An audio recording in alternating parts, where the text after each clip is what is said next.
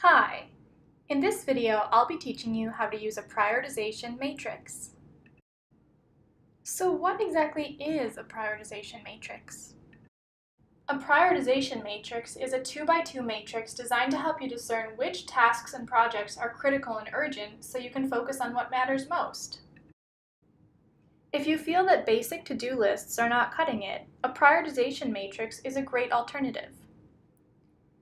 Typically, prioritization matrices take the following form. The x-axis determines how crucial an action is, and the y-axis determines when it needs to be done. In the Priority Matrix app, the prioritization matrix becomes a flexible prioritization tool designed to help teams work more efficiently. Priority Matrix allows you to communicate priorities across your team, provide visibility into shared projects, and keep track of the moving parts of your projects, assignments, and all other work. CEOs of large companies, small business owners, directors of nonprofits, independent contractors, and even students can all benefit from Priority Matrix.